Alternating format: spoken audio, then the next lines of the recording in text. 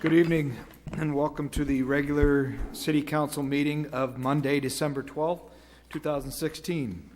Can we have the roll call, please? Councilmember Durossette. Here. Councilmember Lane. Here. Vice Mayor Kline. Here. Councilmember Ryno. Here. And Mayor Vierra. Here. Next, we will have the invocation by Jeff Hilbert, please, followed by the Pledge of Allegiance. Heavenly Father, we just thank you for this evening. As we come to a close of another year, we thank you for you just watching over our service members of the city. Watch over our police, our fire, the employees as they serve the citizens. We thank you for our members and for the wisdom that you're giving them to make the best decisions for our city. And Lord, we ask that you just shine your grace and your mercy over this meeting tonight. Let wisdom prevail, and let hearts be mended. And we give you the praise and the glory in Jesus' name. Amen. Amen. I pledge allegiance to the flag of the United States of America and to the republic for which it stands, one nation, under God, indivisible, with liberty and justice for all.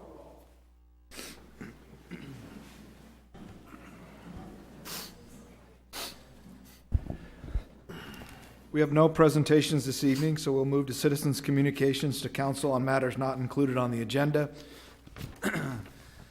While the City Council welcomes and encourages participation in City Council meetings, adopted rules allow no more than 5 minutes for expression of non-agenda items.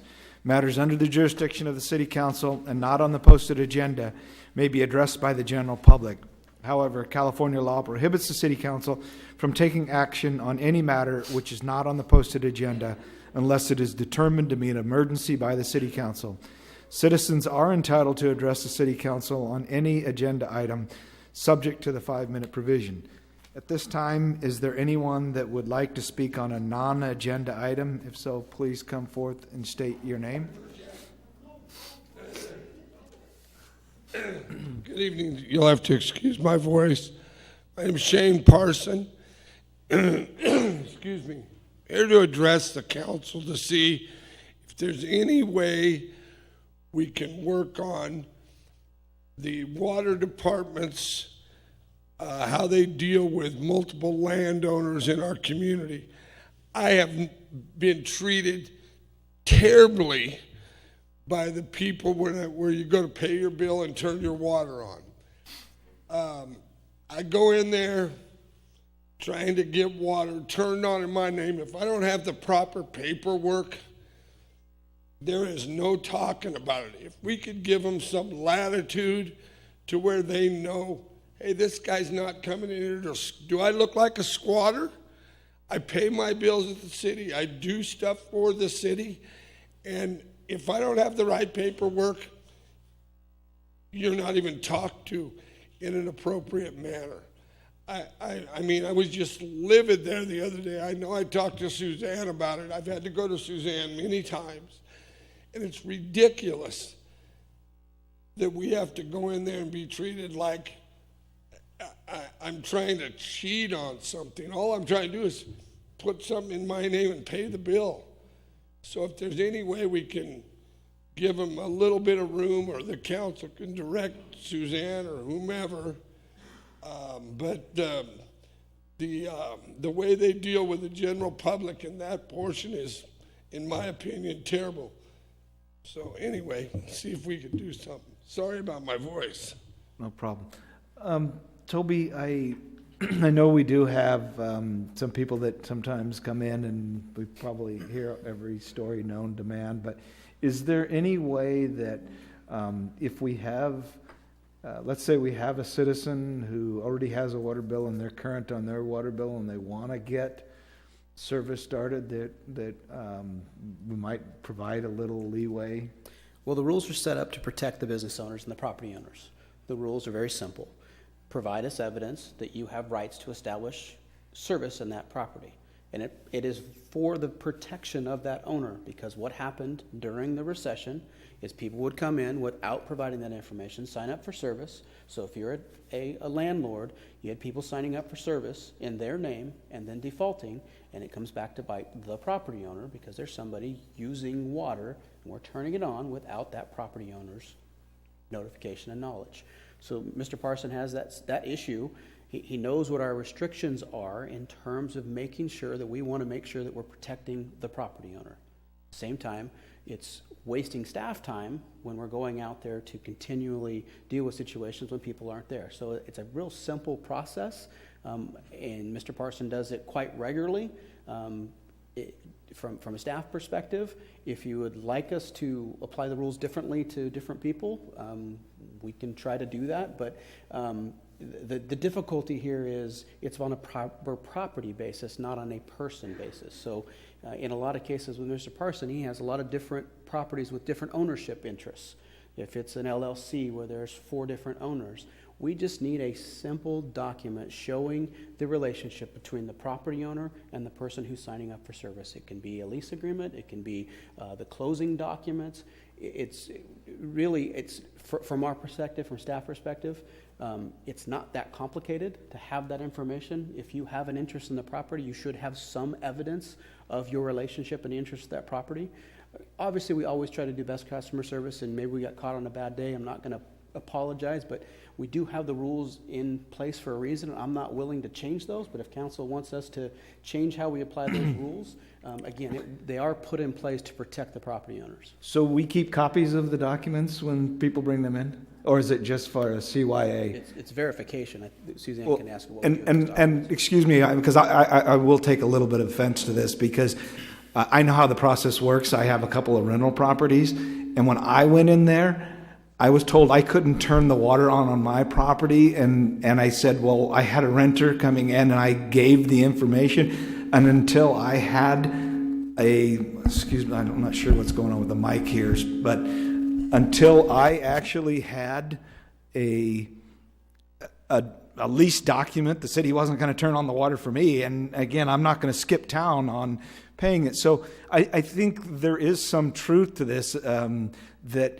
and if we were keeping a record, a photocopy of that document, I could understand it, but it almost seems like, what's stopping someone from forging that document and us just turning on the water? So the document is actually scanned and attached to the account so that we can, at any time, the owner of the property can come in and we can verify that it is in fact the owner. We use the last 4 digits of the Social Security number or any other personal information that is on the document to verify it. So it is kept there. Once we have it attached to the account, then the owner can just simply call in and make changes to the account. The problem seems to be establishing ownership and establishing the right. I don't know about your particular situation. I'm assuming it's before I became the finance director, and I wasn't involved in that, so I really can't speak to that. But my staff very diligently tries to establish the ownership, and once it's established, we're good. The other issue is, though, when people come in with lease documents, we've had multiple forgeries come in. We have those documents sitting there, and we've had them come in with forged documents. We call the owner, and the owner says, no, I didn't give them a lease. And so then we reject them. I've had new staff that, Mr. Benzinger was the subject of identity theft, and I had staff that knew his checks were stolen. They came in and paid their water bill with his stolen checks. And so, there's multiple ways that people commit crimes, and they're doing it often in the city of Ceres. Yeah, so and we're working on it. We're trying to work with Mr. Parsons, and anytime I'm involved, I tell them, turn on the water, he'll get us the documents. We are bending. I'm not exactly sure how much more I can bend the rules. Okay. Come on up, Lonnie.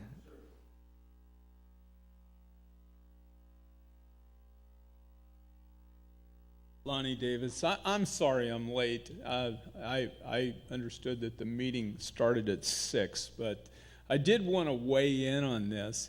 And we have a number of properties here in the city of Ceres, and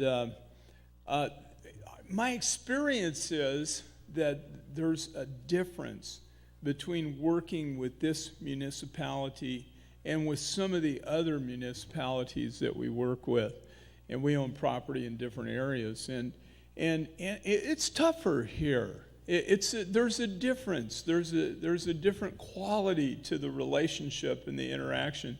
We have, most of our properties are held in trust, and so we've provided the trusts, and then inevitably we have to go and provide an additional copy of that trust, and it's like 30 pages long, and it just seems like we ought to be able to transfer. It's just not as fluid. It's not as user friendly, and it's not as fluid.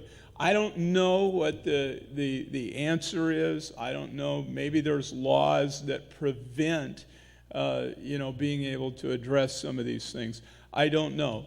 But just from my perspective in working with different municipalities, this one is tough in contrast to the ease and convenience of working with different departments that we have interaction with.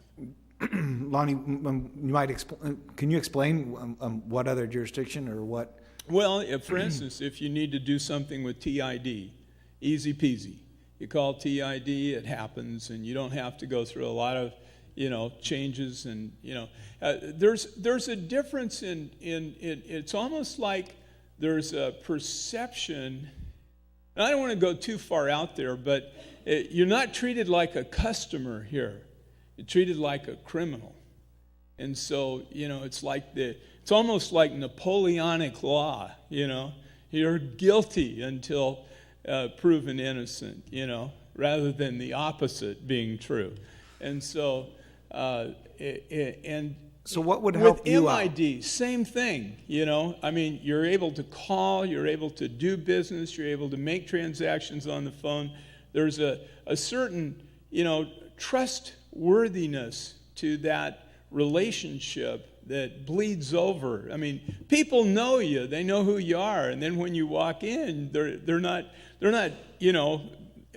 giving you the riot act, when you walk in to get a transaction done. Instead, you can walk in and you're not asking for special treatment or anything. But they know you. And so if somebody knows you, it's just like you're the mayor of Ceres. You shouldn't be put under some kind of,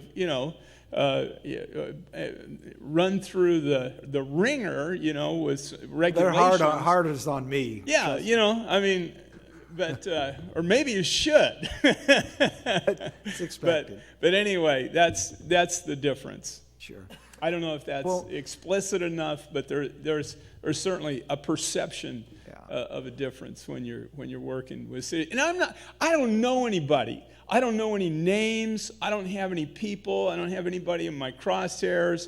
I'm not looking for a I gotcha moment or anything else. I'm just sharing my experience with you. And particularly, good thing I didn't bring my wife tonight, because she would have been a lot more hardcore in the presentation. But I'm going to soft pitch you guys. And I'll just say perception is different. Okay. So, what would make it easier if we gave latitude to a supervisor, or I guess would help us understand, because one thing is, in our case, everything is held in a trust, and so it's a 30-page document, and to have to produce that trust every time you have a property seems a bit redundant. We've already got copies of that here. Right. And so, but we have to reduce. So the requirements for all of the paperwork, and then when we call and we have renters that change and different types of things like that, there's not. We don't have the ability to keep the services going. When there's going to be a change and everything has to close down and then go into our name. Let's kind of explore that a little bit further. Yeah. Let's say you had a situation where you have a tenant and you've brought in the 30-page document, and that tenant leaves. Do you have to bring the document back again when a new tenant comes in? We've had to do that. Yeah. Yeah. So, Yeah, we've and had if- to do that. okay, from the city's perspective, if the first tenant still owed the city money, I mean, is that something where you'd pick up the difference, or would it go, or how does that usually work? We would make it right if we needed to, yeah, in order to, continue services. Okay. I don't think we've had that problem. Okay. I can't remember. Well, I'm a just trying situation, to but- see where they may be coming from as to why they're wanting the documentation, all the time, and so.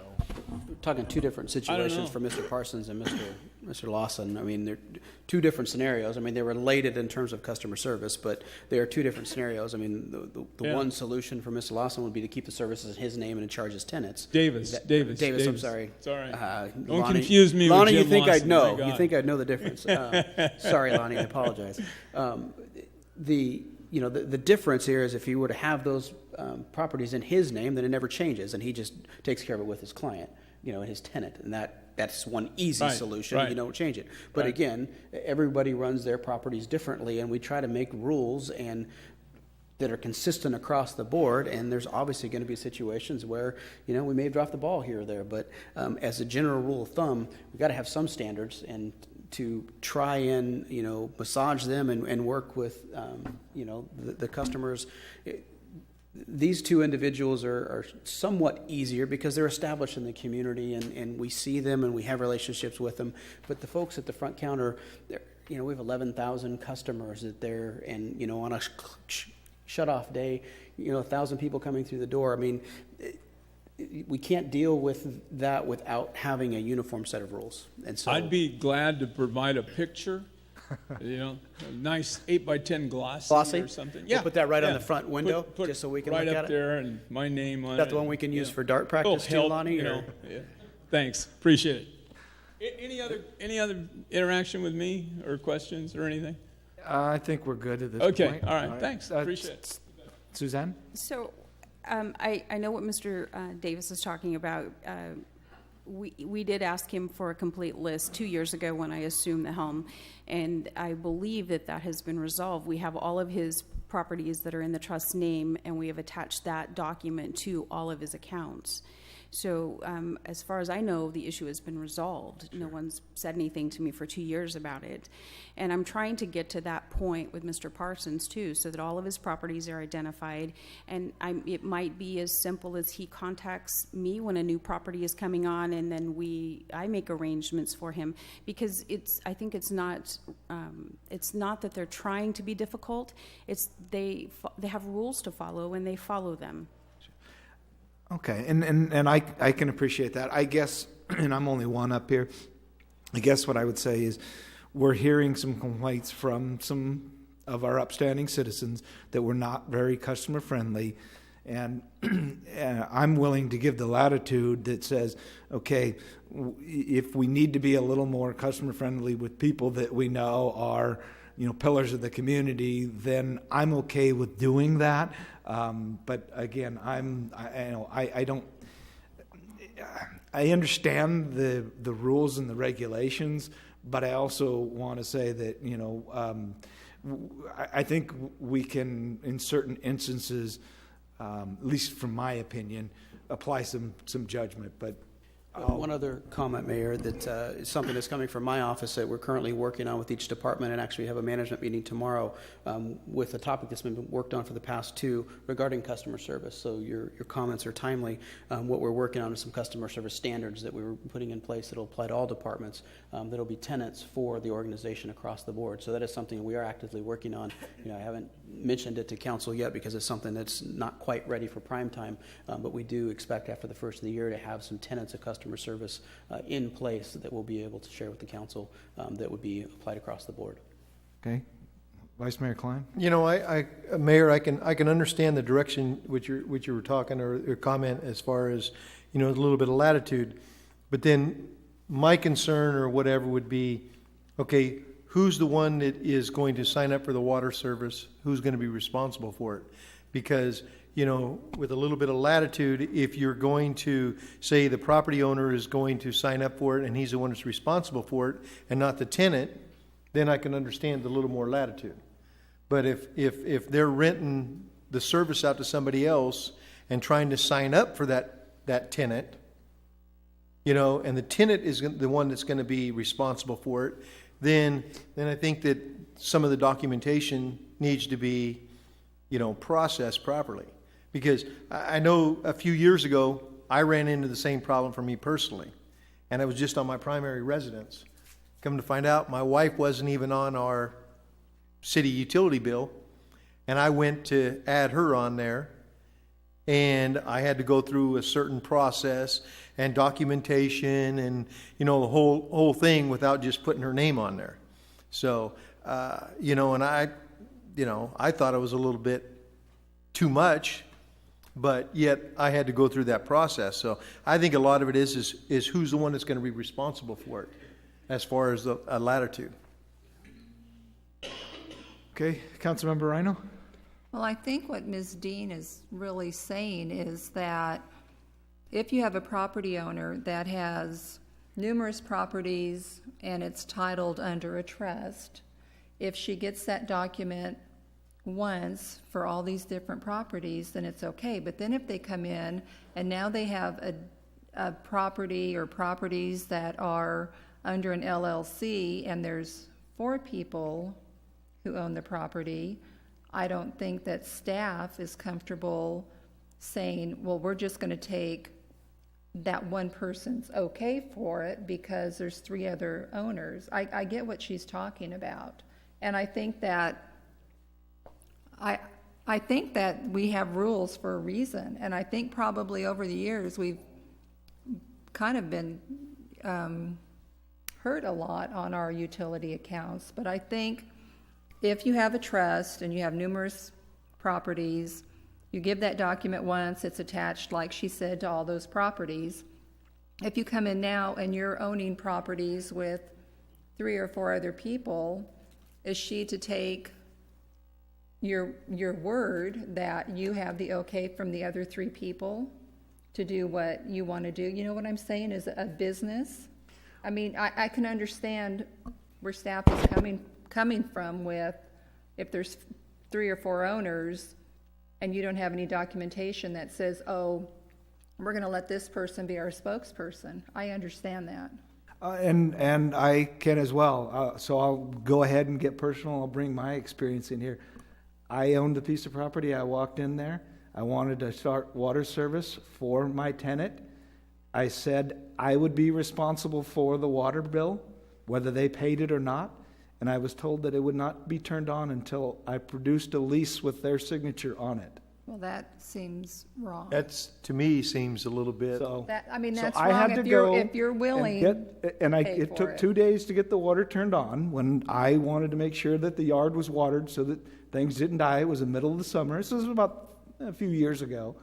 But I experienced it firsthand. And so when I hear citizens complain about it, I don't know if it's individuals or what it is, but we as leaders here, when we have people come to us and tell us there's a problem, if we don't look into it and we just say the way that we have it is the way that it is, then we're doing them a disservice. And I agree with you. I agree with that, but I also think that if you bring in a document and there's 4 owners on it, and you just hand it to them and say, I have the authorization to do that, why should they take that for word? Because they don't have a document. I understand what you're saying, and it seems to me that city staff should have said, whatever their forms are, that the property owner is willing to pay if it's not paid, and, have you sign somewhere. I get all of that, but what I'm saying is, if you've got 4 different property owners, you have to have some kind of a document that shows who has the responsibility, who's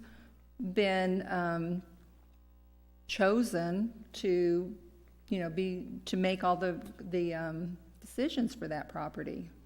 And I think just as you do with the trust, once you've come in and you've showed that one time for all those properties, it would be the same way for an LLC.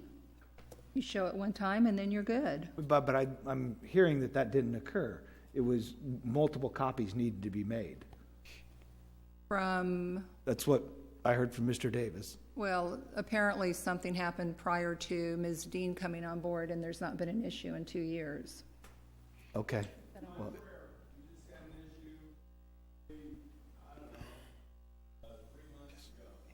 I didn't hear about it. Mayor, I don't recall you talking to me.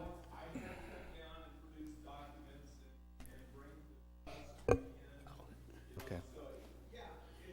Excuse me. Mr. Wells?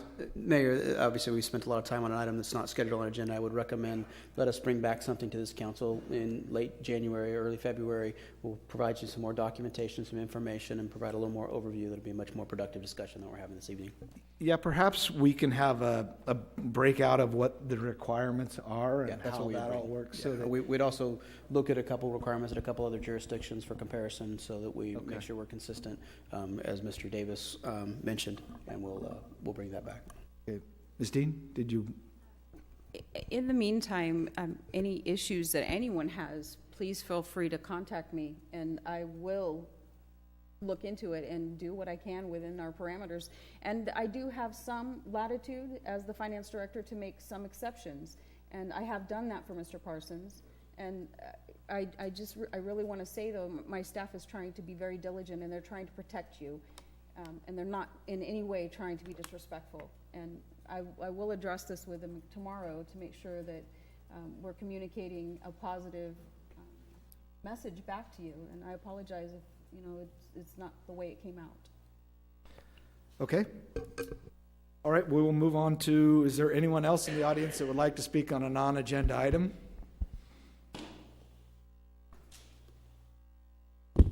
Leonard Shepard. Must be something about this microphone that makes your voice catch into your throat or something. I want to bring it to a lighter note.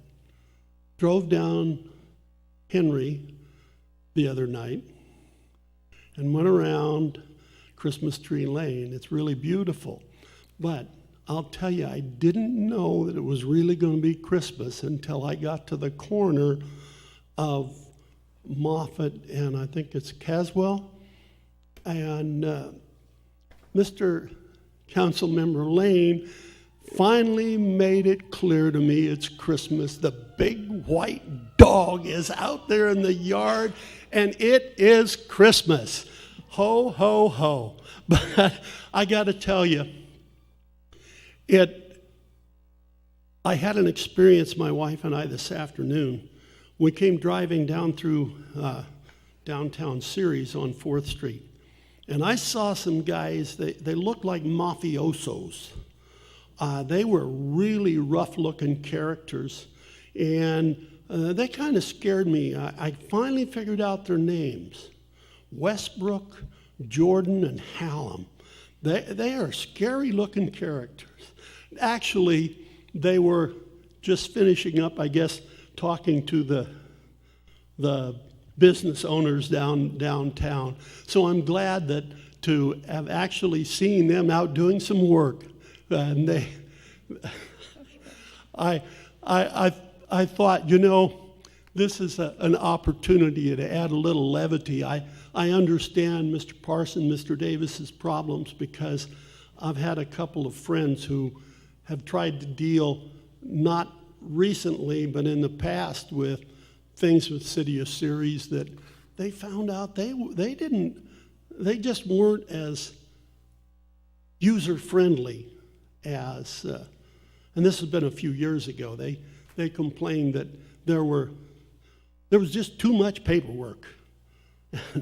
And I know you're trying to protect the citizens, but sometimes paperwork is just, some of it gets to be redundant, I think. And my suggestion would be with the LLC, you get one copy that says all 4 names on it, and they all sign it saying any one of the 4 can come in and do that, and that gets put on for all of their properties, for all that LLC's properties. Simple. And then nobody has any problem with it.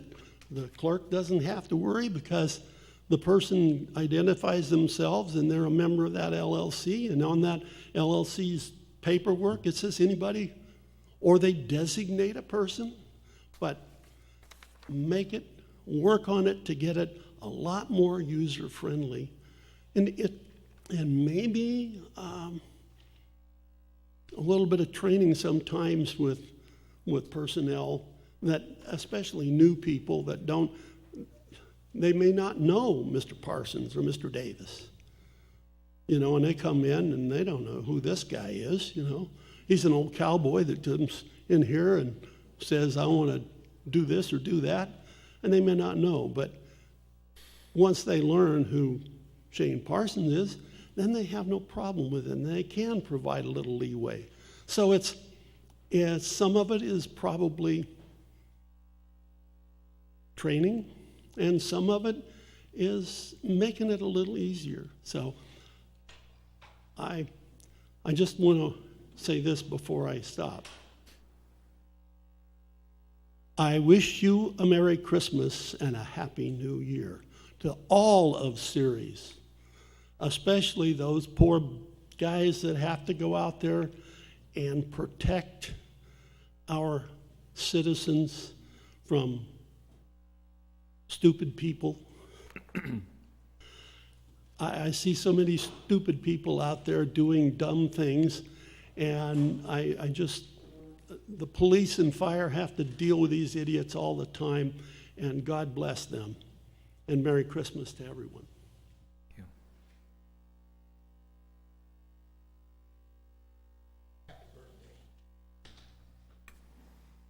I'll be 72 December the 25th. I got more tickets.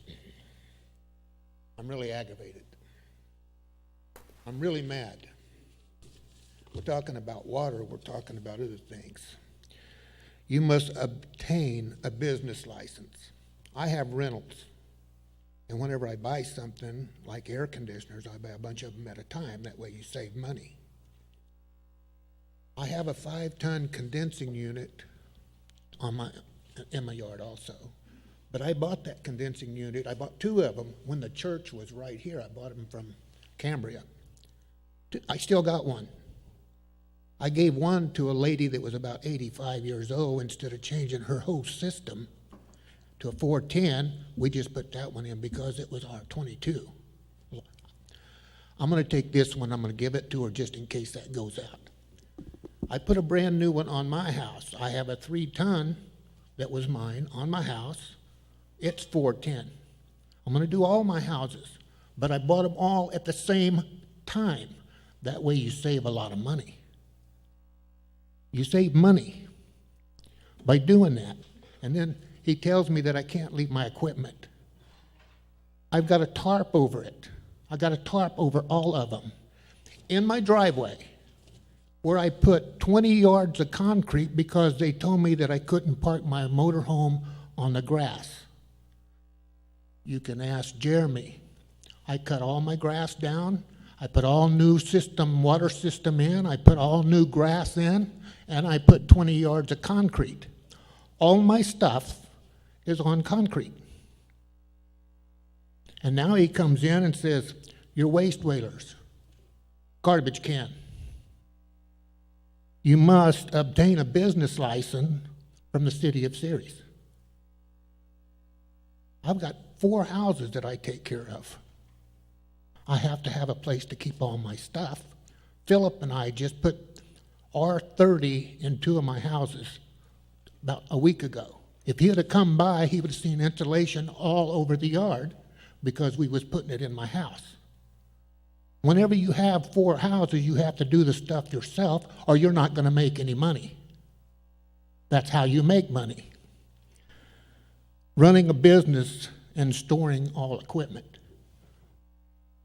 What am I going to do? Go down and rent somebody else so I'll have to pay $50 or $60 a month to keep it? That's not the thing to do. I'm aggravated. I went and talked to Toby, and he said, well, we only have one guy, and he's got 40,000 houses. Well, 39,999 leave me alone for a little while. This is 2 or 3 years that he's been on me. 2 or 3 years, Chris. Mr. Mayor, I'm sorry. All right. So you just for my clarification, you got a citation for a requirement for a business license? Well, it was on the list.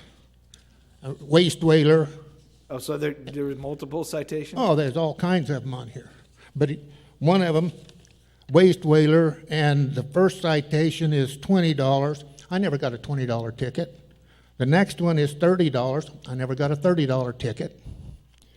My motorhome was stuck too far out in the road. The sweeper could go through it because it wasn't stuck out that far. The sweeper can go underneath it. And they couldn't park there anyway because there's a fire hydrant right there by my motorhome. But he told me I had to have my motorhome further in. Just nitpicking. Just any nitpicking thing that he can do. And I think I'm being treated unfairly. And he comes by with a camera and takes a picture, and all he has to do is turn his head 180 and take a picture across the street, and their waste whalers, their garbage, and everything else is right out in the front. They tell me to get rid of my equipment, kitchen equipment. You got equipment right behind the deal here where people sit.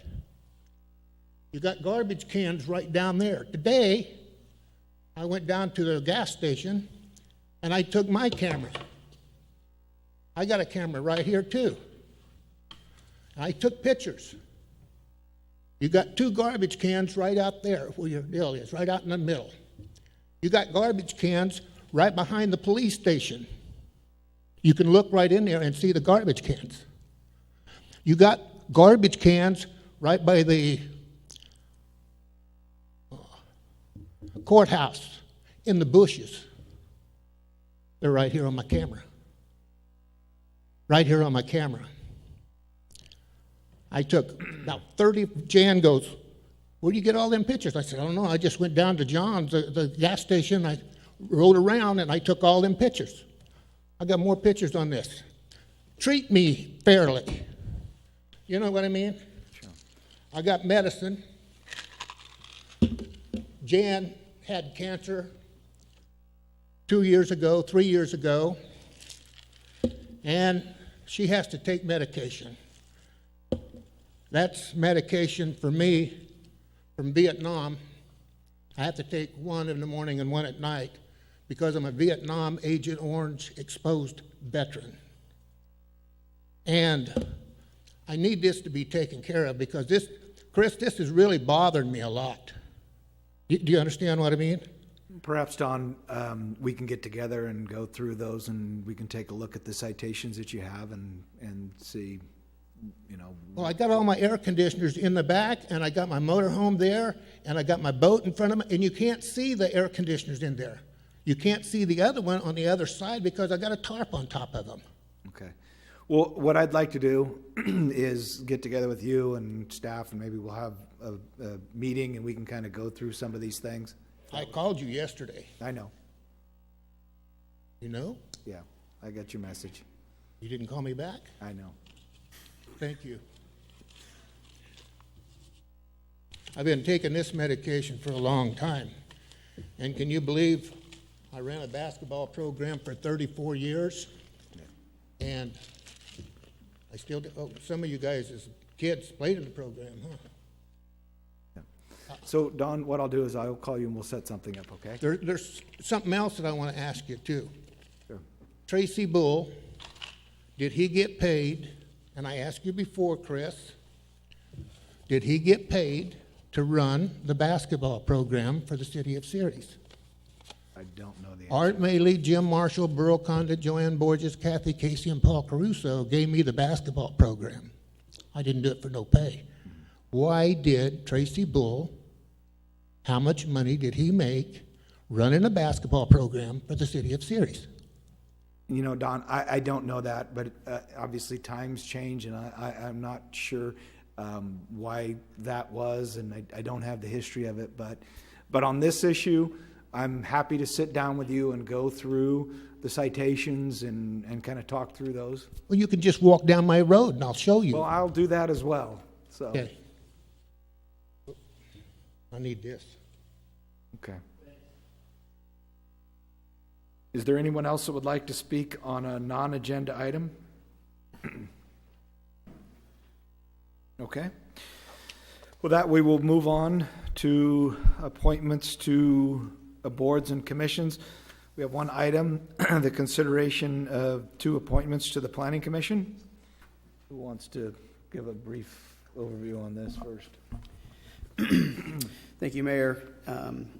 As you know, there are 2 terms expiring on the Planning Commission. The terms run through December 31st. Those are 4-year terms. The 2 incumbents that are in that role, Gary Del Nero and Robert Catchell, have expressed an interest to continue in that role. They've expressed the interest to finish the general plan and would like to be reappointed to that role. We did open up the application process in November. We did receive 3 other applications for your consideration. This evening, it is traditionally the mayor's recommendation with the council's approval.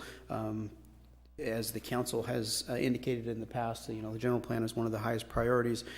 From a staff perspective, we do feel that that would be consistent for those existing 2 members to serve on the Planning Commission to get us through that completion of the general plan. But again, this is the mayor's recommendation, and I turn it back to you. Thank you, Mr. Wells. Yeah, I agree with you as well, that I believe for the continuity and the traction that we've already made, my mic's going bad here, that I think it would be in our best interest to continue with the 2 planning commissioners that we have to get through the general plan update process. I would not want to have that kind of go back and start all over again if other individuals were to come on. Not to say that would happen, but I think given the experience and what they've done, that it would be good to have them continue through that process, and then perhaps at that time we reevaluate the Planning Commission terms. So that would be my recommendation. Any council member comments? I agree. Okay. I agree too. Agree. Agreed. Okay. With that, I will open it up to anyone in the audience that would like to comment on this.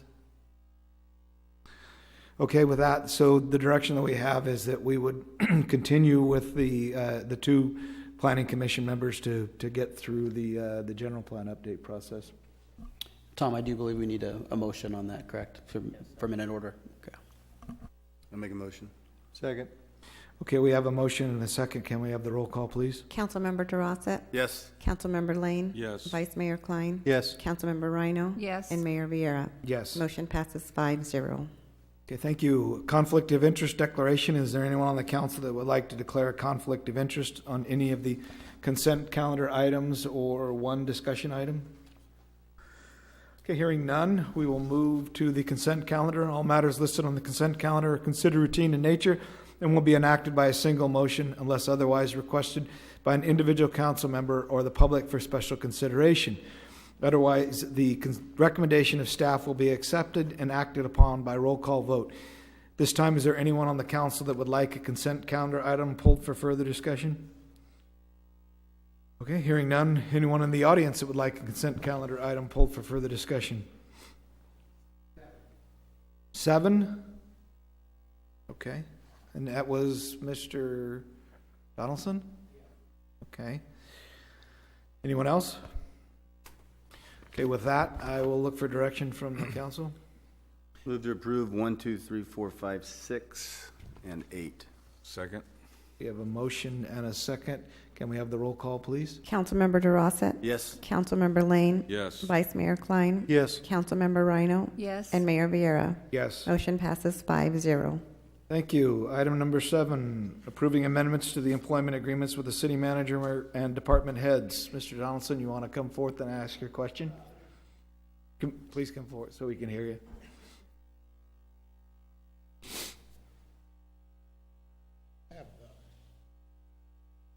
Unemployment agreement with these. Can you tell me what their pay is going to be?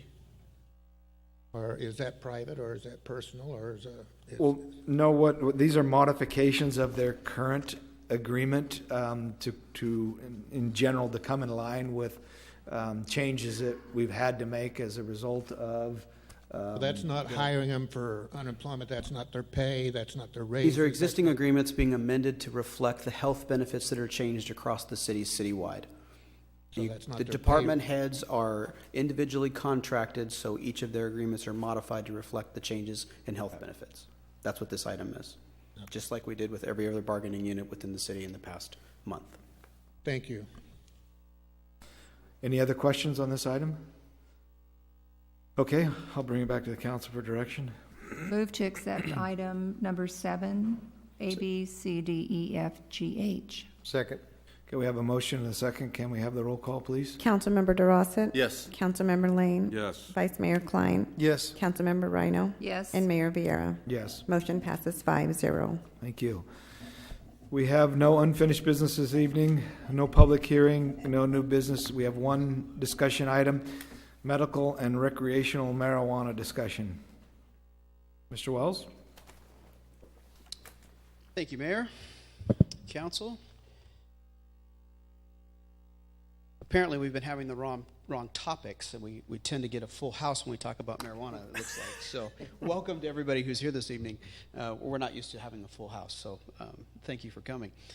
This evening, really the first conversation with the council regarding really what's happened most recently with the passage of Proposition 64.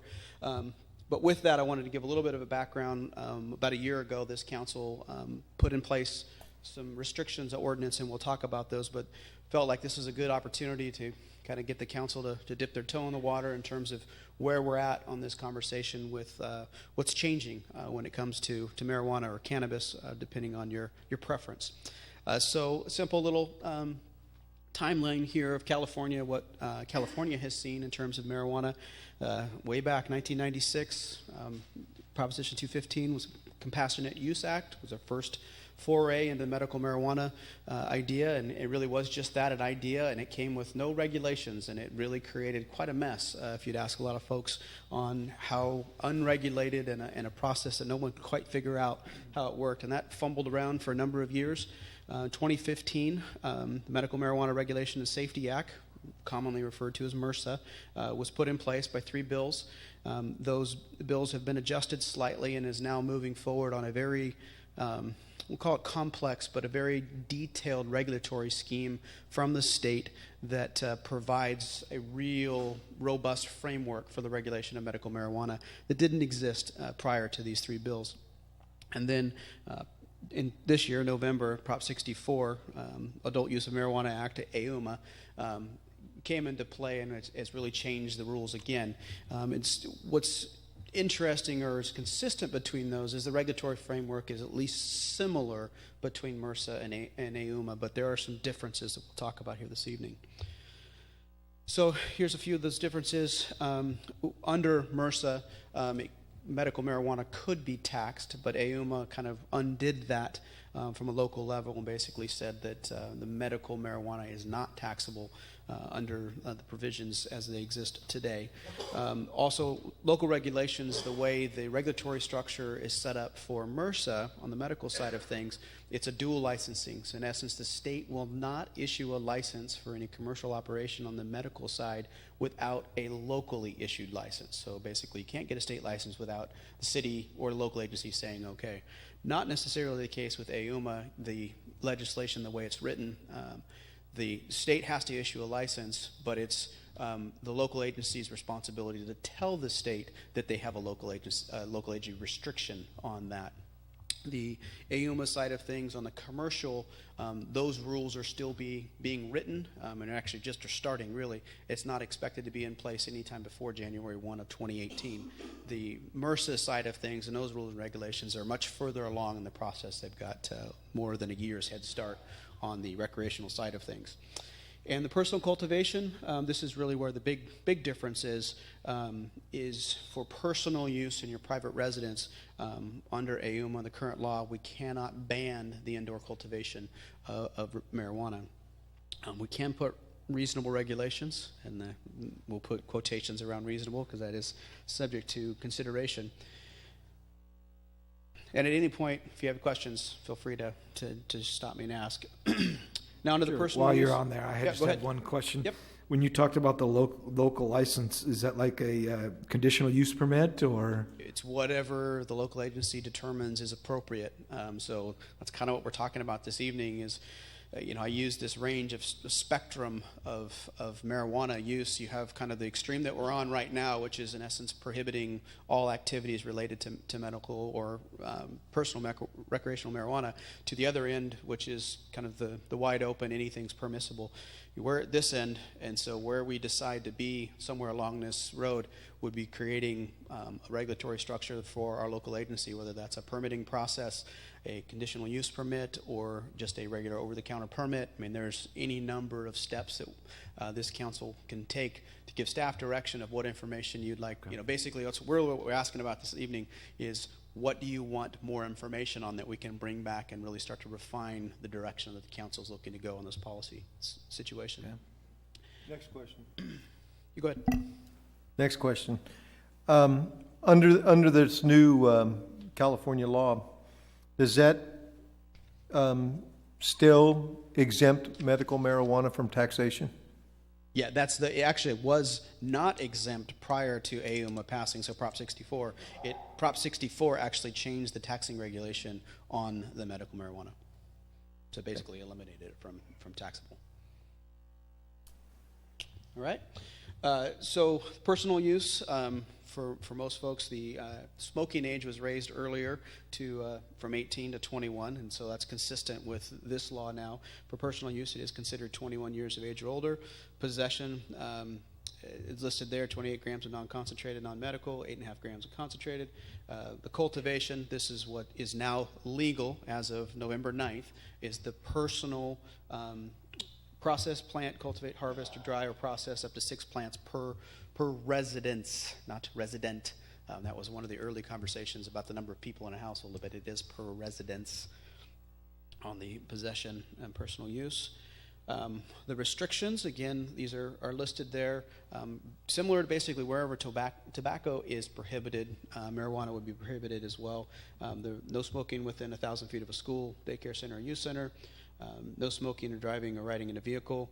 The driving is one of those components that is an interesting component of AUMA in that it dedicates funding sources to study what is considered impaired for the purposes of driving, but it doesn't establish any legal limits yet for what impaired driving is. So that is something that will come out of that from the world we live in, regulations. That seems a little backwards. You think you would have established the regulation first, or the limit first, before you did this. But at least there is some funding, a source, assigned for study with that to determine what is considered impaired driving. The city's local agencies, we can prohibit smoking, possession, in city-owned, leased, or occupied, anything occupied by the city, so we can continue that prohibition.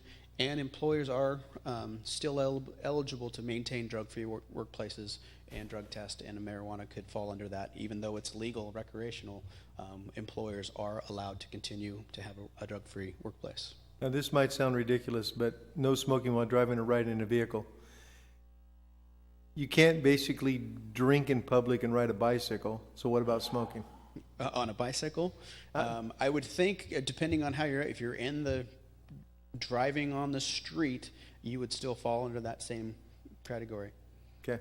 It's anything with wheels. I teach driver's training, so I believe it's anything with wheels that you can get a DUI, riding a bike and get a DUI, smoking it. Exactly. Yeah. If you're in a bike lane, especially driving with the flow of traffic, you definitely could. If you're in a park riding your bike, probably a little less susceptible in that case. So here's where we start to get into the details here, the personal cultivation. So the law, as it's written, is private indoor cultivation cannot be prohibited. We can prohibit outdoor, but the law also has some specific language regarding a greenhouse, an outside greenhouse, as long as it's in a contained yard that's not visible from a public space, that is still considered indoor cultivation. So we can prohibit outdoor cultivation, as our ordinance currently does, but we can't prohibit indoor cultivation, but we can put reasonable restrictions on that. That would be something along the lines of a permit process with a reasonable and appropriate fee schedule to cover the costs associated with doing that. Some of those items that have been kicked around by agencies that are considering this would be periodic inspections, health and safety considerations such as water, electricity, potential for where it's being grown, whether it would create a situation of moisture and mold, those type of things. So currently the only agency that I'm aware of in Stanislaus County that is moving towards this is Waterford. They actually adopted an emergency ordinance recently to come up with reasonable regulations. I'm not aware of anybody else going that route yet, and you'll find a pretty wide spectrum of different approaches across the state. We'll be reaching out with the other city managers in the county to see kind of where other folks are headed on this particular topic. But right now, Waterford's the only one that's kind of jumped out in front on the indoor cultivation, and they are looking to put a permit process in place. So as I mentioned, our current ordinance, we basically ban it all, basically. And in order for us to be consistent with these two laws, we will do some cleanup language to make sure that we're consistent between the two, because we put that in place basically right before MRSA was fully implemented to make sure we were in front of a couple of the deadlines that were in that law. And so once this is kind of all shakes out here in the next 6 to 9 months, we will need some ordinance change to make sure that we're consistent with those laws, and we will need some direction from council, obviously, depending on what the overall direction is on what exactly we need to change those ordinances to state. So obviously there's still a few complexities here. As it exists today under federal law, it is still a Schedule I narcotic and is not, the federal government still indicates that it does not have any medicinal value, and it is still considered a drug that you can be criminally prosecuted for. Now, the previous decisions at the federal level have not moved forward on that.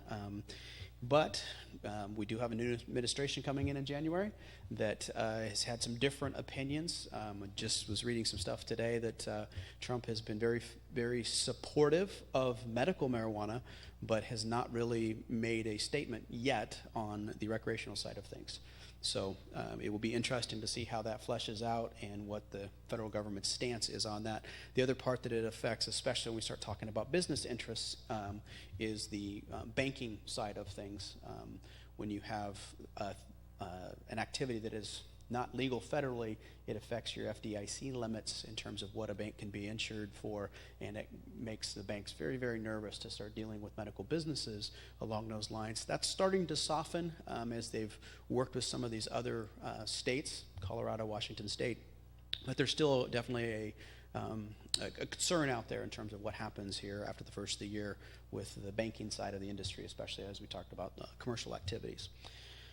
And as I mentioned, the two laws are still being worked on in terms of the state's regulatory process.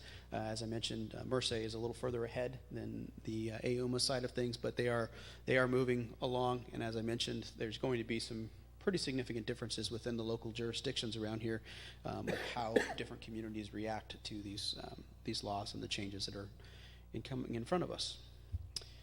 And so primarily for the council's consideration, again, we're looking for direction of which items you would like to bring back for further consideration and ultimately adoption, depending. These are kind of the bullet points that it created, and there's a bunch more. In the grand scheme of things, it's a pretty complex topic. But the first ones were kind of, these are bigger talking points before we really down into details. But that first one, regulate, i.e. require a permit for personal indoor cultivation. So I don't know if you want me to run through all these and come back. Well, yeah, why don't you we'll give direction on each one. Okay. But I'm wondering if we should hear from the public first and then run through these. I'll highlight these and I'll come back and leave this screen up. So that first question, regulate for personal indoor cultivation. So do we want to put a permit process in place so that someone who is going to be growing up to 6 plants in their house have a permit where they have to come down and get a permit where we would do an inspection? It would be most likely a similar across-the-counter type of permit that would require an inspection. We have to create some kind of regulatory structure and a fee schedule and that type of thing, but that's the concept that would be there under the first bullet. A second bullet would be regulate or ban the outdoor cultivation, and basically keep what our existing ordinance says, but obviously we want to clean that up for the non-medical marijuana use, and there's some things we'll need to clean up and talk about in terms of the medical side of things. The third bullet, enact business regulations for non-medical marijuana businesses. Now, there's the piece where we're starting to get into this bigger question As it stands now, we prohibit all of that. So if the council were willing to reconsider that, this is that item that is really not just non-medical, but medical as well, because there is a component of the medical side of things on the cultivation processing for the manufacturing, because there's a lot of different components from the oils and other things that are being used to dispensaries that comes into play under that line. And again, I'm talking across the spectrum, and there's lots of details in between. I'm just trying to keep it at that high level. And then the last 4 points here, land use regulations that apply to, I listed non-medical, but we could also apply those to a medical, and we could make different determinations depending on those two differences. Obviously, we have the ability to impose a local tax, an excise tax on the non-medical marijuana. Under state law, we can't do it on medical. Revisit those current restrictions that we have in place, and that's really fundamentally what we're asking this evening.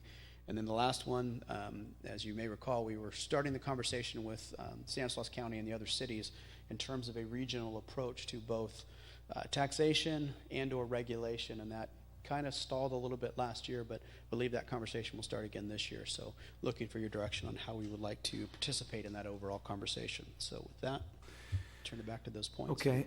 Before I open it up to the public, moving forward, how I would kind of like to see us address this is there's the medical cannabis side of it, and then there's the recreational marijuana side or cannabis side of it. And I think it'd be good to have the distinction between the two, because as I've talked with people and learned, on the medical side, there is the manufacturing and institutional side. And when we get over to the recreational side, you have the yet to be determined institutional and commercial side, and then there's the private citizen side of it, which is now legal, but the commercial and industrial side is still being worked out. Correct. So I think the distinctions of that, and then the two breakdown on the recreational side, helps me compartmentalize it a little bit better. And most of the questions I see on here seem to be directed to the recreational side of it, not as much the medical side of it. So. Well, and the reason why we were directed to the medical side is because this council had already taken action to say lock it all off, basically. Right. So the direction we need the soonest on, just to be consistent with what's going on, is the two pieces.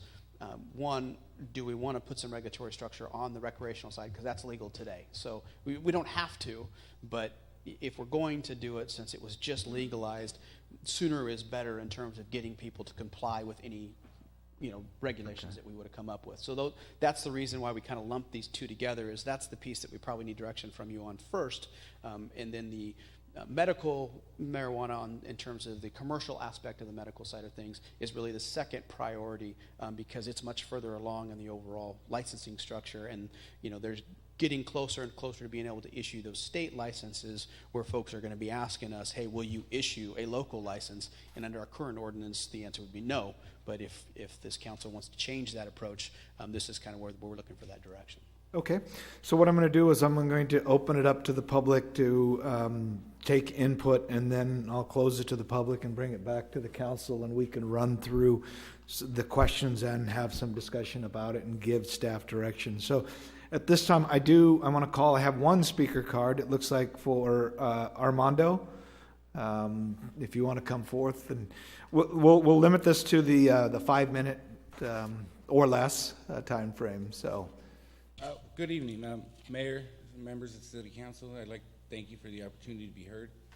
My name is Armando Navarrete, and I am speaking on behalf of veterans who use medical cannabis as a compassionate alternative to pharmaceuticals. I am a husband and father of 3. I served in the California National Guard for 8 years, from 2003 to 2011. During that time, from 2005 to 2006, I was deployed to Iraq with the 42nd ID. I was attached. I was in transportation.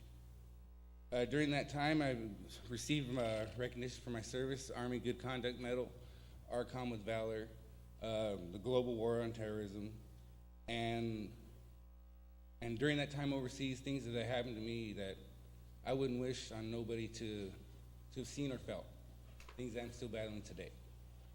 Since returning home, I've struggled with just the transition of being in the military to civilian life. Dealing with combative issues such as PTSD, TBI, traumatic brain injuries, and whatnot. And these things are common in thousands and thousands of us vets, as we deal with these constantly.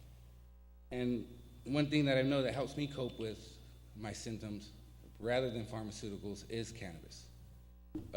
Pharmaceutical drugs that are prescribed by a whole lot from the VA make it hard to deal with life. As you hear the term fake it to make it. On those drugs, you really have to fake it to make it. On medical cannabis, you don't. I'm able to deal with day-to-day life, be a regular father. Before it was hit or miss, if I could just deal with the daily issues of life. With medical marijuana, I'm actually able to do this right now. If 3-4 years ago, not a possibility at all. And to be honest, I strongly encourage that this council supports the medical ordinance because of what it does for us vets and just regular people that need this medical miracle. I'd like to thank you for hearing me and for your time and consideration, and just please look into this, and we need it. Okay, thank you.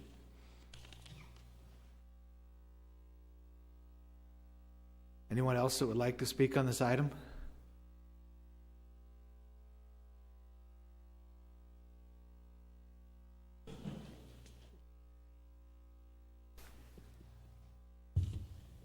Mr. Mayor, members of the City Council, Kerry Pope, 3237 Riverside Drive in Riverbank. It's been a while since I've seen most of you. Good to see you again. As some of you know, and maybe some of you don't, this last June, I contracted a very serious disease by the name of Guillain-Barré syndrome, GBS. The first week in June, I was admitted to Kaiser Hospital, and over the course of a few days was completely paralyzed. Wasn't quite sure that I was going to live. It was nip and tuck as the disease comes up through your extremities and moves up into your vital organs. If it does not stop, it can take over your respiratory system and kill you. About 10% of the people that contract GBS do die. I was one of the lucky ones. I had great doctors, and I was able to pull out in pretty record time. It's actually quite a miracle that I'm standing before you tonight. Most people do not. It takes them much, much longer to recover, if ever. And I think most of you saw me as I was a pretty healthy guy in years past. During the course of my recovery, as the paralysis somewhat started to subside, the pain started to set in tremendously. As the gentleman before me spoke, they had me on some very, very powerful drugs, a lot of opioids, a lot of things that I had never really taken before in my life. I didn't have a choice. I was literally curled up in a ball, weeping from the pain. After I got home, my neighbor, who was a medical card-carrying consumer of cannabis, brought me a product called CBD. And I started taking this along with my nerve pain medicine. Nothing ever takes it all the way away. I still have quite a bit of pain today, but it made it palatable. I would have never have dreamt a few years ago that I would be standing before you advocating this, but I come to you from a unique perspective. It was something that helped me. I was not an Iraqi war veteran, which thank you for your service, by the way. But just a common guy that ended up getting sick, very sick, and I'm just glad to be here and glad to be alive. I wanted to express that to you. I know most of you personally. I think you know that I'm not, you know, well, I am kind of a wild and crazy guy in the past, but not so much anymore. But this is something that definitely helped me. And if we can eliminate some pain out of some people's lives, I think that that's really what this, to me, is about. So anyway, I wanted to express that, and I'll be happy to help on any land use issues that you have regarding this. As you know, that's kind of what I do. So with that, I appreciate your time. Thank you so much.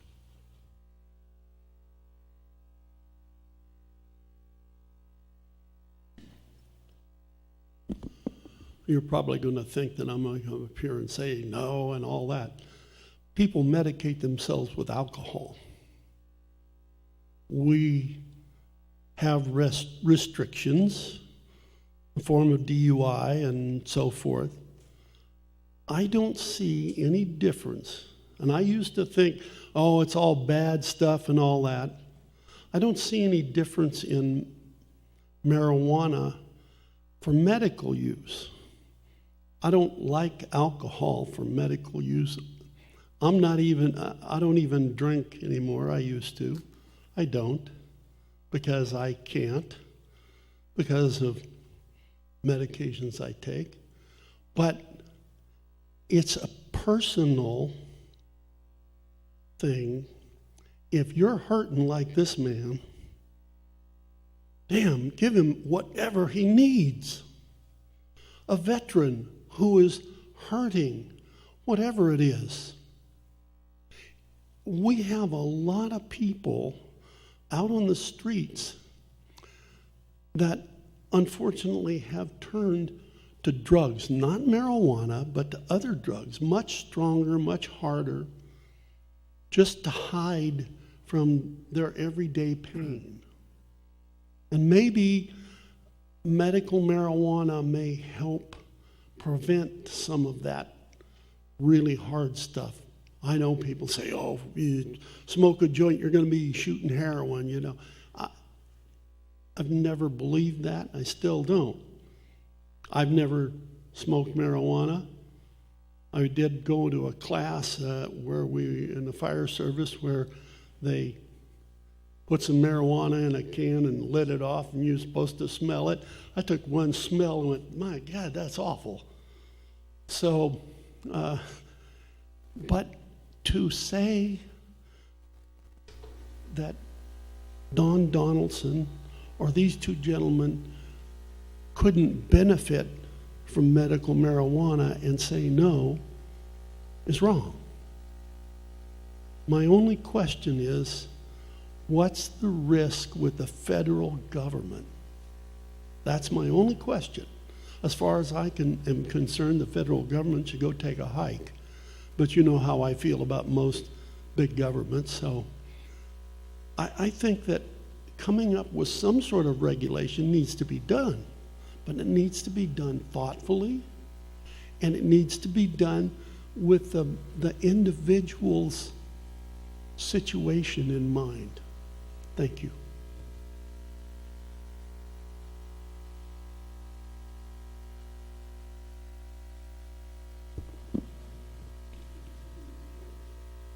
Good evening, Mayor Vierra and members of the council. Thank you for your time. My name is Zach Trevon, and I'm speaking on behalf of cannabis industry stakeholders here in support of the adoption of local regulation and permits to accommodate a commercial cannabis industry here in Ceres, California.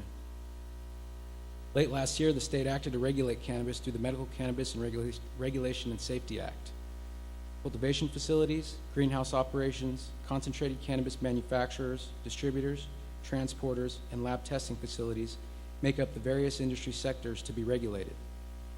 MCRSA, as well as the recently passed AUMA, the Adult Use of Marijuana Act, which broadens licensing and opens the cannabis market to recreational users 21 and up, both require local governments to opt in or out of the commercial licensing structure through their own legislation. Under these regulations, municipalities may completely prohibit commercial cannabis in their jurisdiction or take advantage of the tremendous benefit regulation licensing of the industry presents. Over the last 3 years, I've worked as an attorney practicing out of Modesto, but recently I served as a cannabis industry consultant for the Measure P campaign in the city of Stockton.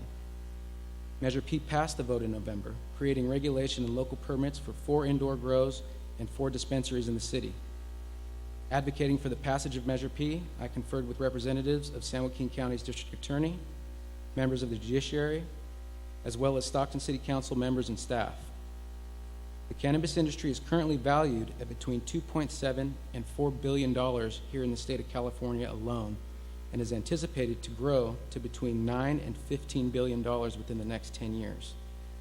Millions of Americans regularly use cannabis to treat conditions including chronic pain, epilepsy, cancer, as well as traumatic brain injury and PTSD, as our United States military veterans attested.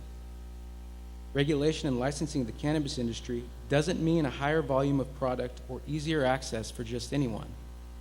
What regulation and licensing of the cannabis industry stands to bring is safe access to quality-tested products for medical patients, improvement of public safety through clear-cut regulation with complete transparency to law enforcement, and profound tax revenues that may be invested into meeting local needs and improving the community at large. Local regulation can be tailored to the landscape as well as the social and economic dynamics of each locality. Open application allows prospective operators to apply and be vetted by local government agencies, with the process funded through application fees. By taking control of local markets through regulation of legitimate cannabis businesses, communities will be acting to displace not only harsher substances being abused, but also the dangerous criminal organizations who profit from cannabis as contraband. A heavily regulated atmosphere creates a disincentive for continued black market participation. With cannabis tax revenue being diverted toward public safety, proactive regulation draws a clear distinguishing line between the legitimate industry and the black market. Many of these legitimate industry members are in attendance this evening. They are poised to work collaboratively with local policymakers to establish and abide by the highest regulatory standards, with protection of the public safety at the forefront of all concern. These hardworking men and women have been waiting for the chance to help the community benefit from this profound opportunity. On their behalf and my own, I thank you for your attention and your consideration.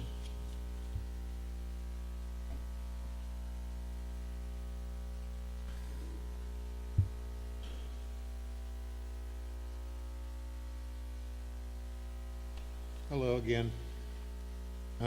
This book right here is a veterans book, and it was tailor-made for me, Mr. Donaldson.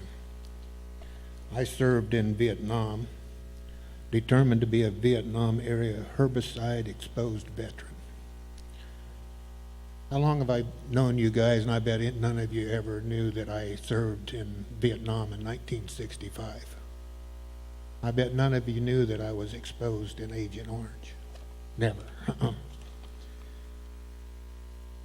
Service in a location designated by the executive order as a combat service in a qualified hazardous duty area defined by the federal statute that deems its service by a member of the armed forces to be equivalent of the service in a combat zone for pay. I was in combat zone 3 times. I just showed you a few minutes ago that I took medication in the morning, and it's almost time for me to take medication at night. I got prostate cancer because of Agent Orange. I've got ear problems because they didn't give me enough protection for my ears whenever I was shooting the M1. I've never taken any dope whatsoever. Marijuana, heroin. I have taken pills. I guess that's dope too. But a doctor's gave it to me.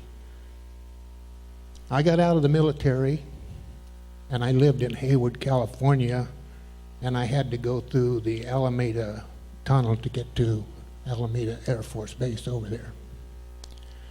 Hippies from Berkeley would throw shit at me. Boom. Hippies from Berkeley College. I couldn't wear my uniform. I had to put my uniform in the back seat or the trunk and go, and then after reserve duties, I had to put my uniform back on. So I have a salty taste about people that take dope.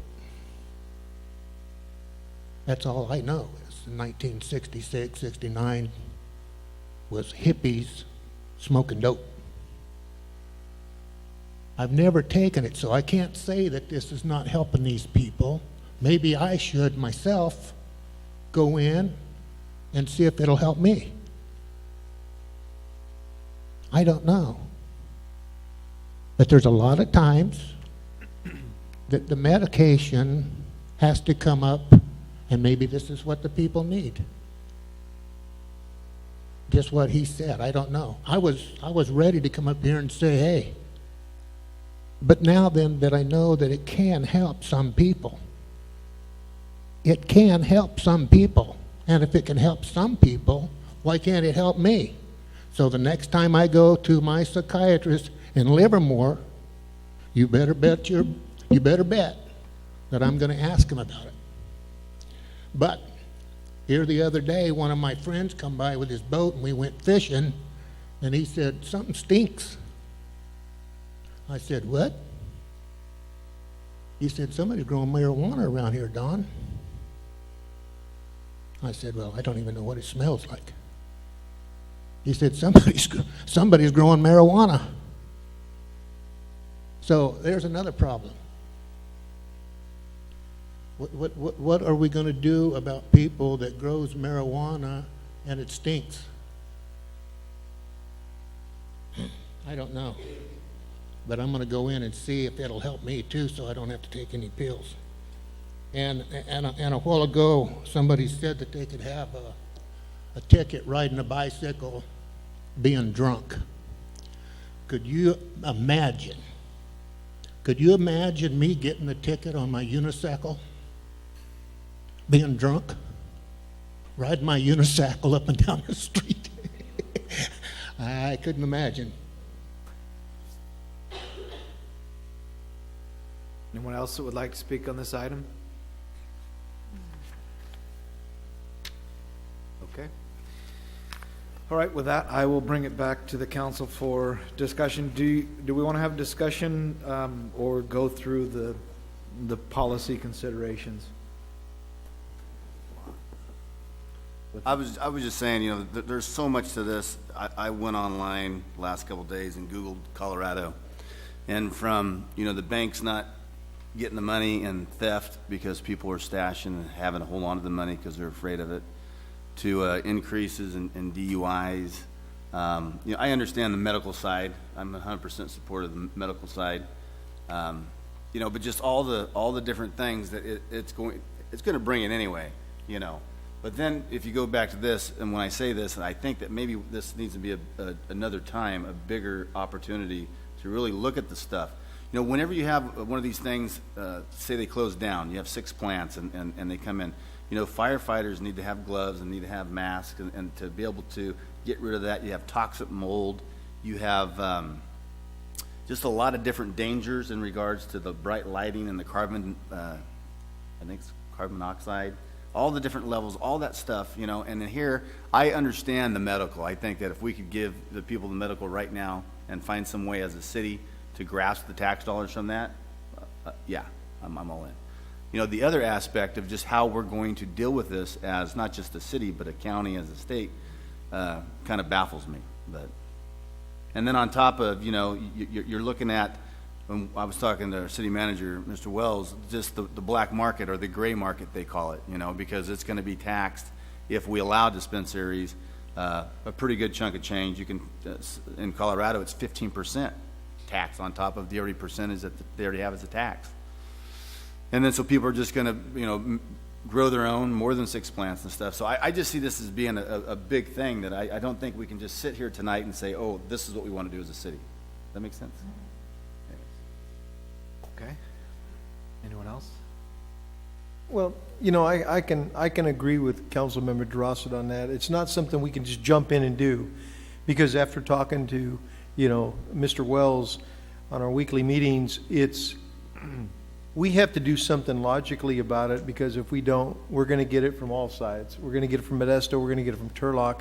So, you know, we've got to jump on board at least and be a part of the discussion, and at least really entertain some kind of permitting and what we're gonna do. You know, yes, we're gonna put our public safety in harm's way. You know, and those are things that are a concern. But, you know, I think that this should be almost a discussion by itself, because it's not going to take just an hour to go through. So, you know, there's a lot of pros and cons. I know firsthand, not for me personally, but a few distant relatives, that medical marijuana, they have benefited from it, especially when they were cancer patients. You know, it's helped them out tremendously. I have a stepsister that had epilepsy. So, you know, I do know somewhat firsthand that you know, it does help quite a bit. So I think that it's something that we just can't sit here and take one thing and say, like Councilmember Durossette says, this is what we're going to do, because it's going to take a lot of conversation, a lot of forethought, and you know, there's too many other things around that if we don't do something, it's still going to affect us one way or another. And with that being said, Mr. Donaldson, Armando, I do thank you for your service for this country and for what you've done. You know, I think that, you know, you guys made a tremendous, you know, a sacrifice. And because of that, we're up here, you know, be able to have a conversation about this and move things forward, and it's not a dictatorship. So I do thank both of you. And yes, Mr. Donaldson, I did know that you served in Vietnam, but I didn't know that you were exposed to Agent Orange. But, you know, but I do thank you both. And anybody else out there in the audience that is served in the military, I do thank you for the sacrifices you've done. Okay. Councilmember Lane? Yeah, getting back to the policy considerations, I agree this is a big issue. We've been dealing with it from a league standpoint. League of California Cities, I serve as a board director on League of California Cities, and there's been so much verbiage that's been passed around throughout the last few years, actually. Finally, something's came to fruition. It's going to take some time. But I think on this first page, policies and considerations, I think all of them should be considered, every one of them. If you're looking for some, I think that's what you're looking for. At the end of the day, it's a big, broad. We're trying to narrow for what the council. We'll go through that. Yeah, I just want to get your comments, and then we'll go through each one of these. Oh, and okay. just I give thought direction. that's kind of what we were talking about. Okay. Well, why don't I just hold up until then? Okay. Okay. Well, just the only comments I keep saying is I go back to it, and maybe it's the engineer in me, but I like to compartmentalize everything and say, on one hand we have medical marijuana or cannabis, and on the other hand we have recreational, and I think those are kind of two separate things. I think we've heard a lot of people in the audience that talk about the benefits of medical marijuana, and I think that's a whole discussion in and of itself. And then the recreational side is a whole discussion in and of itself, and then it gets further broken down from there. So that's how I kind of look at it right now, and so I agree with my colleagues. I think there's a lot to be discussed, and I think as we go through these and try to give you some direction, I think there's going to be much more discussion that's going to have to take place on both sides of that issue, I think. So I don't know if you had any comments you want to make, or you want to just start going through these. Start going through the considerations. So the first one is to regulate, i.e. permit required for personal indoor cultivation. I'll go ahead and, let's start this way. We'll go this way on this question, and we'll go back this. What's your feeling? Yeah, we'll do each one individually. So, Councilmember Durossette? I would say we're going to lose some revenue if we don't require a permit. So okay, I think that's yes. Yeah. I agree. I would agree as well. I think we need to look into that, yes. I would agree, but you know, the bad part is, you know, how are you gonna catch the ones that are just doing it with no permit? But I will agree, we need to do some kind of permit required. Well, don't you think, though, if a neighbor calls to complain because of the odor, and then the police go to the door, they can say, let me see your permit, and if they don't have a permit, then they have to get one. I mean, I Then think, you're gonna have the other 10 neighbors that has the same thing that really don't care and don't say nothing. So, you know, I mean, you can go either way with it, but the consensus is all 5 of us says, yes, a permit is required. Correct. Okay, so now, regulate, so you got the direction on that one? All 5 of you? Yes. Oh, I'd say 4. I'm You said sorry. 4, I'm right? sorry, Linda Ms. Ryno. yes. Okay. Sorry, I didn't. So next is to regulate or ban outdoor cultivation of non-medical marijuana for personal use. Yes. Okay. Yes. And I would say yes as well, and I'll give a couple of reasons why. Is if I'm out in my backyard and I'm having a barbecue, and again I get a smell, I would, I think odor control has to be something that we have to. So I would say yes. I would say yes. Yes. Okay. Now enact business regulations for non-medical marijuana businesses. I'm on the fence. So this is where you really start to break into those 2 different segments. Those first 2 questions, you know, are really kind of the immediate thing we need relative to recreational marijuana. Now, when you get into these next few, it really kind of breaks into those differences in terms of the regulations. So this is where it gets. So this is where I would think you'd answer the question twice. So on the third bullet, enact business regulation, you could just say for medical marijuana, because I think I heard all of you say you're okay with pursuing some reasonable restrictions and would consider allowing medical marijuana cultivation, manufacturing. On a commercial side. On the commercial side, but yeah, for the medical side, that's where this question really is kind of broken into 2 pieces, I would think. And I think I've heard you all on the medical side of things, but So for me, on the non-medical side, I think I want to see more about what the state is going to do from the business side of things, which I've heard is coming in the next 9 months. well, they're required by the law to give it by January 1 of 2018, but they've admitted that the getting there is going to be a challenge. So it's not likely we'd really see any of that documentation until late in 2017. So my person, I'm still out on it. I'm probably. We can just continue to. I mean, Where's I've seen the the same next concerns. slide?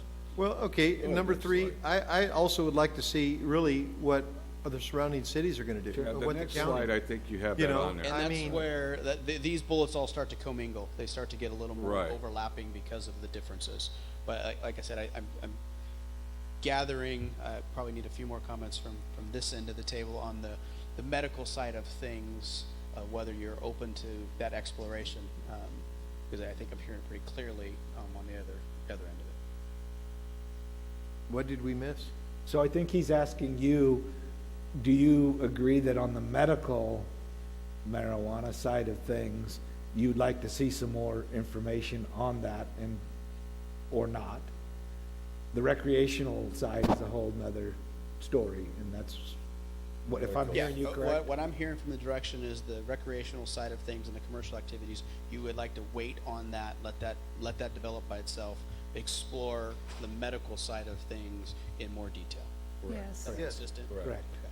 And so, really, for these other bullets, they all kind of cover that same thing. Taxing structure, again, we can't put a sales tax on medical marijuana, but there are other business license and other things, depending on what regulatory structure we were to put in place, that would be able to capture that, and those are all things that we would investigate. So from a priority standpoint, what we'd see as the priority based on the conversation this evening is we would start working with other cities to see what everybody else is doing, both on the regulation of the indoor cultivation, what they're doing. The outdoor ban is relatively straightforward because our ordinance already does that. We just clean that up to be consistent, and then investigate the medical marijuana, kind of all those facets of, as mentioned here by a number of the speakers, on cultivation, manufacture, storage. All those things are related to the medical side of things. Is that capture it accurately. I think so, yes. Okay, so that give you the direction you need? Yes, it does. Thank you. Oh, but I have a question. I didn't see on policy considerations to prohibit in or on city property. Is that just, I mean, We I have saw that. that earlier in your, Right. We have that right, and I mean, that's basically already, we prohibit smoking, so I mean, it follows that same rule. okay. But if you wanted to explore that further, we can. No, I'm fine with that. I just didn't see it on here. Yeah, in essence, that was my mindset. We'd already made that determination, but if you'd like to tighten that up, we can. And then do we need to pass an emergency ordinance like Waterford did to allow us to establish our rules? What happens if we don't? Nothing. I mean, there's no, So, yeah, so right now, we don't allow any commercial production on the medical or the We now- recreational, Right. and the private citizen is legal, so we can't do anything. we ban all outdoor cultivation. That's what our ordinance says. So if somebody is cultivating consistent with AUMA inside their house, we don't have any we don't have any control over that today, right? We don't have a permit process. We don't have any regulations. So if we got a call of a complaint for someone growing 6 plants in their house, we wouldn't have the ability to cite them as it stands today. So emergency regulation would prohibit them from having 6 plants in their house until we came up with those reasonable regulations. That's why Waterford went that route. I don't see a big need for it. There's not a real pressing need for it. That we can put those regulations in place tomorrow or 6 months from now or 3 months from now. It's not, I don't think it's going to change, you know, a large magnitude of how this would come into play. And it doesn't affect outdoor cultivation? Because right now, outdoor cultivation is already prohibited per our ordinance. Okay. Tom? Oh, you good? So we basically said Okay. what I was going to say. I'd just add that the only change that was effective by operation of law with the passage of the initiative was the 6 plants per residence non-restriction, I guess is the best way to describe it. And things are already changing. There's certain things that are in the prosecution pipeline. I've dismissed a few cases and we'll have a few more. Some of those things are the only things that had to be done immediately, but again, it's nothing that you would have to pass in the interim at this point. Okay. All right. With that, we will move on to council member referrals. Is there anyone on the council that would like an item placed on a future agenda? Okay, hearing none. Reports. I have nothing to report. Councilmember Ryno? I have nothing. Vice Mayor Kline? I have nothing to report, but I wish everybody a Merry Christmas. Councilmember Lane? Christmas Tree Lane was a success. Mike did a wonderful job out there. Thank you. Seen Santa and Miss Claus out there this year again. Anyway, I would just like to wish everybody else out here tonight and whoever's watching, Merry Christmas. Councilmember Durossette? Merry Christmas. All right, with that, Ms. Dean? Mr. Hallahan? Mr. Wells? Thank you, Mayor. A couple items. One with the holidays, as everyone's indicated, Merry Christmas. We do have some closures related to City Hall. So City Hall will be closed on the 23rd, 26th, the 30th, and the 2nd. And also the council will not be meeting on 12/26, so the 4th Monday of the month. On Thursday of this week, Walter White will be upstairs here in presenting the pictures of the latest addition to the gallery. So that's Thursday at 5:30. As council knows, I've indicated the CEQA case related to the Mitchell Ranch project, aka Super Walmart. That case is completed CEQA, and that project is able to move forward freely. We have been in contact with representatives from Walmart, have indicated they are moving full speed ahead. We don't have any dates or times yet, but as soon as we get those, we will be sharing those. We look forward to a successful project. It's only been 9.5 years since that project was introduced here to the city. Tom's got a daughter that he looks at and reminds him of how old that project is. So we're looking forward to success on that project. And last thing, I just wanted to mention something that our officers have been doing for a number of years, and there's a component of it that this year was brought to my attention. I just wanted to let the council know. Walmart is a great benefit to this community, and they donate a lot, and then they participate heavily in our the Beards for Kids and a program with gifts that we take out to the children during this holiday season. This year we were given about 30 bikes that were returns. They were given back to the city to give out to good homes. And they were in various states of repair. They needed from a tube to a new seat to a number of things. And the POA reached out to our fleet department and said, hey, can we keep them over here? Well, they did one better on their own time. Coming in at 4 a.m. at their lunch hours, they went ahead and did the repairs on those bikes. And that's something that's just a testament to the type of employees that we have, and it's something that just made me proud to work for the city, to know that those guys went above and beyond. They'll never ask for credit. It's just not the way they are. But it was that kind of thing that just made me proud, and I just want to make sure that you knew that these guys did it in their own time, and the POA wanted me to make sure that it got in their personnel files, that kind of individuals we have in this community. So again, made me very proud. Last item I had was this afternoon we had a meeting with our downtown residents. As was indicated here, our Mafia members were downtown meeting with several businesses. That meeting went very well. The project is on schedule. We do expect to be opening construction right after the street fair in May, and I'll let Steve give you a few more details on how that meeting went today. Yeah. Mr. Westbrook. Improvements still happening, and at Save Mart on the blood bank building, they're putting up some of the siding, and then I noticed that they're in the Rite Aid building doing some demolition. So that project is continuing to move on. Hopefully we'll see it get to completion shortly. Okay. Mr. Jordan? Mr. Smith? Mr. Nichols? Ms. McCoy? Mr. Hallahan? Excuse me, Hallam. Sorry.